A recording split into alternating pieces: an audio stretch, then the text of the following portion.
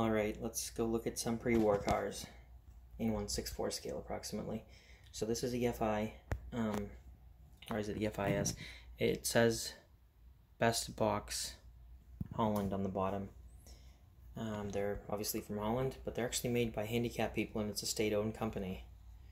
A little sort of a very rare example of a government program I can get behind. So they have people with special needs who assemble cars in Holland, and you get a paycheck from the government, and that seems like I could get behind that. Better than welfare. This is from the Cars movie. I obviously made the windshield. The windshield was the eyeballs. It's Lizzie. And I blocked off the mouth right there, painted black over it. But I also made a crank handle. As the new box, the best box I should say, has the crank handle. That was kind of the inspiration for that. These are two Tomicas, Model T Ford and a Datsun, believe it or not. That is a Datsun. Probably not like the Datsuns you're used to, but trust me, it's a Datsun. 32 I want to say. Look at that, Datsun. Made in Japan. Alright, so we got that. You should read up on these two. This is a fascinating story. So Larry Wood, the famous Hot Wheels designer, I guess so this casting's called A-OK, and Larry Wood, the famous Hot Wheels designer, pulled up in a Model A panel wagon like this to his job interview. That's, if I remember the story, that's the way it goes. And one of the other Hot Wheels designers at the time also had a Model A, and so they kind of bonded immediately. Then we got a Model B panel van, sedan delivery, whichever. Some Ford pickup trucks from 32. This one's got the Rail Riders, the burgundy one, because that's a super fast. The other two are Matchbox moving parts. This beautiful Yatming Mac Jr. is something I've had in the collection for probably about 10 years, and I just finally dug it out of storage and finally opened it. And I'm so glad I did, because it's a beautiful casting. 40 Ford, obviously. Custom. This casting actually also has some history to it. My buddy Ross is the one who alerted me to this. I made the headlights.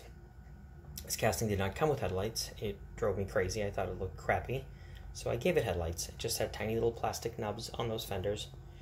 They were green. They weren't, nothing was colored or anything. And so I cut holes and little drilled holes and made two little subtle headlights for it. It looks much better that way. The lighting is kind of messed up here. I assure you they look better. There we go. They look better in decent lighting. They look better. Anyway, so then we have the V16 Cadillac Town Car. I have a couple of dozen of these. I've actually got a pretty impressive collection at my parents' house, back at the, as I call it, the headquarters for whom I diecast.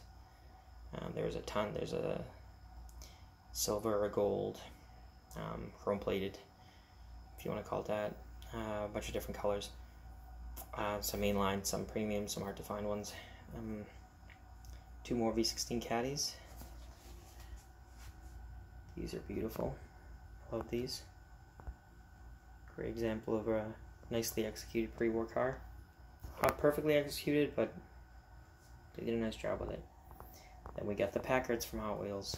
Both of these are premium castings. Again, there's more at HQ. There's a bunch of them. Hispana Suiza. It's not a Duesenberg. I thought it was in Duesenberg the first time I saw it. It's a Hispana Suiza. And we've got two Duesenbergs, including the 95 Treasure Hunt loose. This came from the Louis Montescalco collection. So that came off of eBay. I got a smoking deal on it. They still have the paperwork saying it came from an ex-Hot Wheels designer from his personal collection. And actually, if you notice, this car is polished and detailed much nicer than the actual, a store-bought one. Then we have an Auburn Speedster, Citroen, Traction Avant, couple of Chevys, and a 37 Ford, 38 Ford, 36 Ford, my bad. I don't know why I get these mixed up. They kind of went back and forth with the styling. I think it's the way they integrated the headlights, actually. It's awkward. It's not really what they, well, whatever. That's my beef with Matchbox, is the pre-war car headlights are not, I don't know. They're never quite what they're supposed to be. They're not on this one. They're not on this one. Not the Citroen, not the Chevy, not the Ford. They're all, I guess the Ford pickups. Those are close enough. I'm pretty satisfied with those. This leaves some room for improvement. But it is what it is. They're still cool.